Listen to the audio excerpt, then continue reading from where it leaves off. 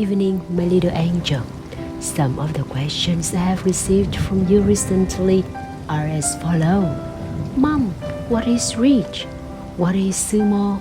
And who was Hitler? Mom, if it's free dancing, why must we go to class? Let us share them in some story times. The first question. Mom, what is rich? There are many ways of thinking and explaining this. I personally think that being rich means achieving a lot. For example, people who are rich in terms of friends, which means they have many friends. They have friends who share difficult things with them, such as sadness, hurt, failure, etc. And they also have friends who share easy, joyful stuff with them. They have friends who go with them to where they want and wants to do with them the things they need. People who are rich in love have a lot of love for themselves and for others, and they also receive a lot of love from the people around them. People who are rich in money can easily buy the things they like, eat the food they want, and go to places they are interested in. However, there is no kind of rich that come naturally. All are the results of working and savings, and all starts with learning. In today's two Tottochan chapters, the Tomoe kids learn things that suit spring. Let us share with Tottochan. The farming teacher and field kitchen. This is your teacher today. He's going to show you all sorts of things. With that, the headmaster introduced a new teacher. Tottochan took a good look at him. In the first place, he wasn't dressed like a teacher at all. He wore a short striped cotton work jacket over his undershirt. And instead of necktie, he had a towel hanging around his neck.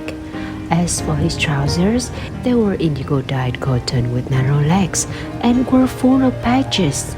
Instead of shoes, he wore a workman's thick, two-toed, rubber-soled socks, while on his head was a rather dilapidated straw hat. The children were all assembled by the pond at Kuroyanagi temple. As she stared at the teacher, Tottochan thought she had seen him before. Where? She wondered. His scaly face was sunburnt and full of wrinkles. Even a slender pipe dangling from the black cord around his waist that served as a belt looked familiar. She suddenly remembered. Aren't you the farmer who works in the field by the stream? She asked him, delighted. That's right, said the teacher, with a toothy smile ringing up his face. You pass my place every time you go for your walks to Kuroyanagi. That's my field. That one over there full of mustard blossoms. Wow, you are going to be our teacher today, cried the children excitedly. Nah, said the man, waving his hand in front of his face. I ain't no teacher. I'm just a farmer. Your headmaster just asked me to do it, that's all. Oh yes, he is. He's your farmer teacher, said the headmaster, standing beside him. He very kindly agreed to teach you how to plant the field. It's like having a baker teach you how to make bread. Now then, he said to the farmer, tell the children what to do, and let's get started. At an ordinary elementary school, anyone who taught the children anything would probably have to have a teaching qualifications. But the headmaster Kobayashi didn't worry about things like that.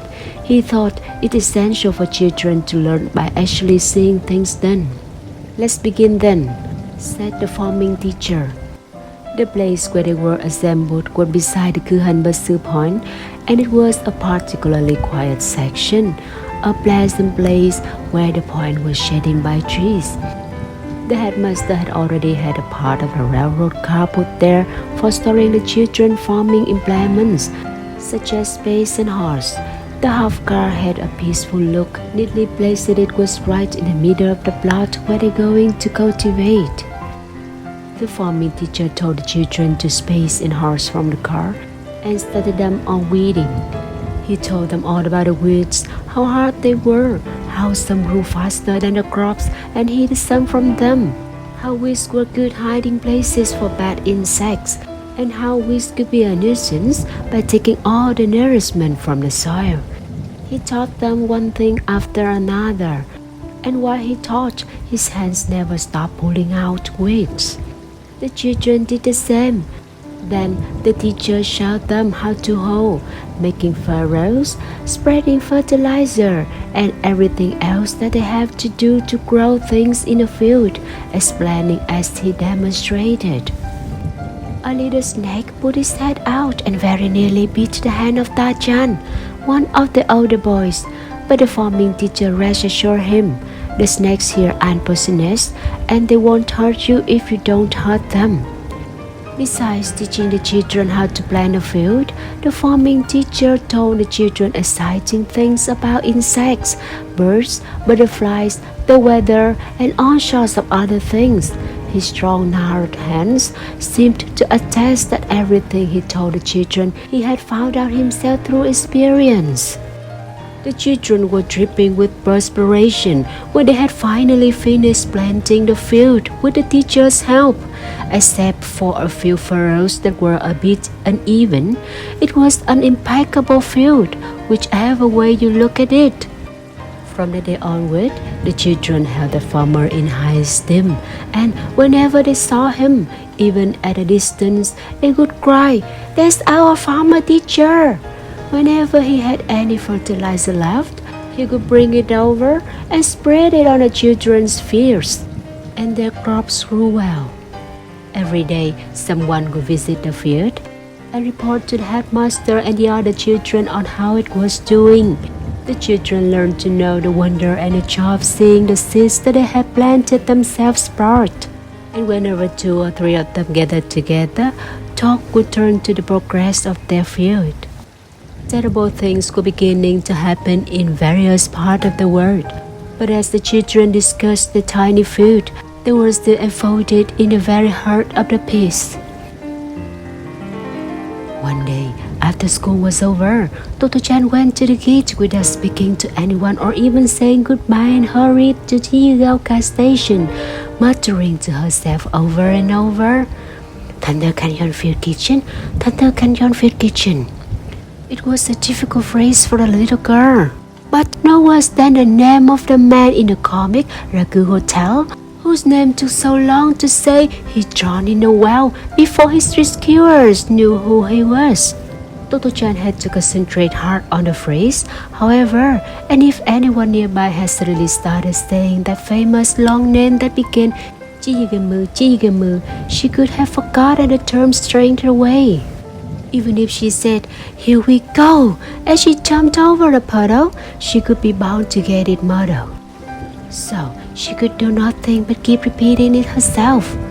Thankfully, nobody tried to speak to her in the train, and she tried not to discover anything interesting. So she managed to reach her station without even a single "What was that?" But as she was leaving the station, a man she recognized who worked there said, "Hello, back already?" And she was on the point of replying, but stopped herself, knowing it could mix her up. So she just waved to him and ran home. The moment she reached the front door, she shouted to Mother at the top of her voice, "Tottochan kitchen!" At first, Mother wondered if it was a judo yell or a rally cry of the 47 Ronin. Then it clicked. Near Todoroki Station, 3 stops beyond Yugaoka, there was the famous beauty spot called Todoroki Keikoku, or Thunder Canyon. It was one of the most celebrated places of all Tokyo. It had a waterfall, a stream, and beautiful goods. As for the field kitchen, that must mean the children were going to have cooked there. What a complex phrase to teach children, she marveled. But it proved how easy children learn once the interest is aroused. Grateful to be released at last from the problematic phrase, Totto-chan gave Mother all the relevant details, one after the other. The children were assembled at the school the following Friday morning. The things they had to do were a soup bowl, a rice bowl, chopsticks, and 1 cup of uncooked rice. The headmaster said it became 2 bowls full when cooked. She remembered to add. They were going to make pork soup too, so she needed some pork and vegetables. And they could bring something for an afternoon snack if they wanted. The next few days, Totto-chan stuck close to Mother in the kitchen and carefully observed how she used a knife, held a pot, and served the rice. It was lovely watching her work in the kitchen, but what Totto-chan liked most was the way Mother would say, "Oh, that's hot," and quickly put her thumb and index finger to her earlobe whenever she put something hot like a lid. "That's because earlobes are cold," Mother explained. Her gesture impressed Totto-chan as being very grown-up and evidence of kitchen expertise. She said to herself, "When we thunder teacher.Field kitchen, I'm going to do that too." Friday finally arrived. When they had reached Thunder Canyon after leaving the train, the headmaster surveyed the children gathered in the goods. Their dear little faces glowed in the sunlight as it filtered through the tall trees. With the knapsacks bulging, the children waited to hear what the headmaster had to say, while beyond them, the famous waterfall fell in booming torrents, making a beautiful rhythm. "Now then," said the headmaster, "first of all, let's divide into groups and make stuffs with the bricks the teachers have brought.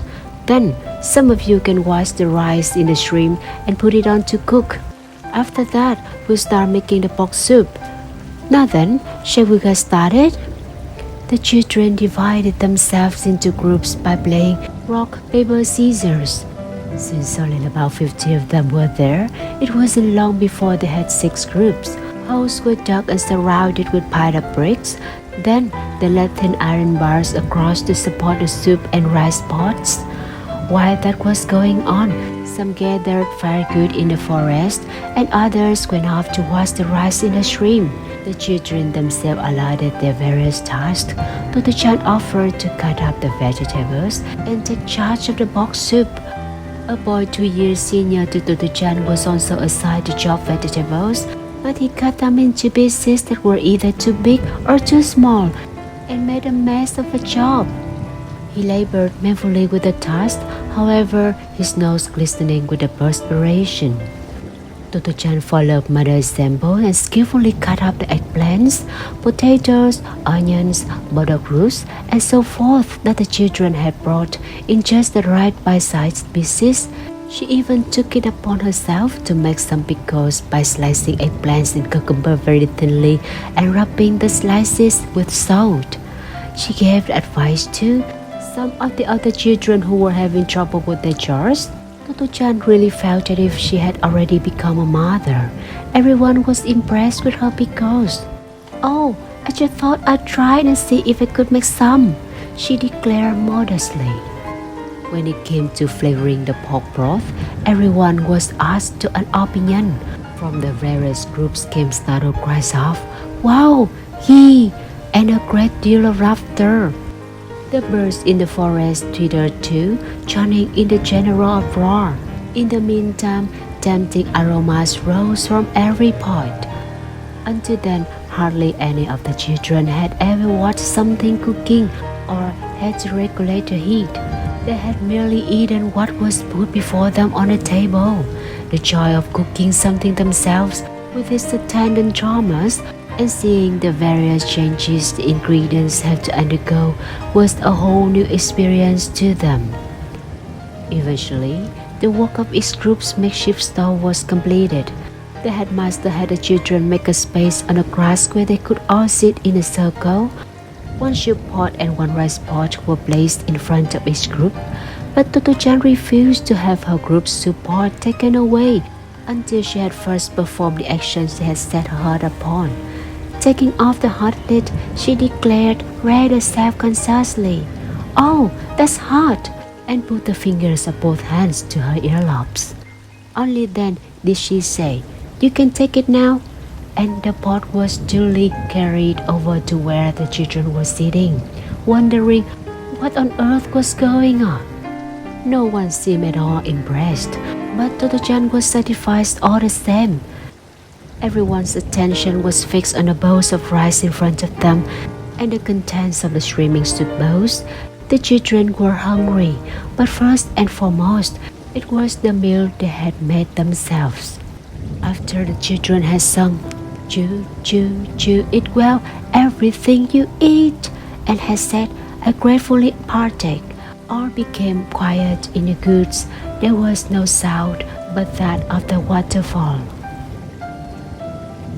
Not only from a different perspective of war and chaos at that time, but also at any time in society, it is a happy thing as long as there is a peace to study. If you have that happiness, just keep it. Today's story time is over. I wish my little love a good night's sleep. I kiss you long on your forehead. See you again next time.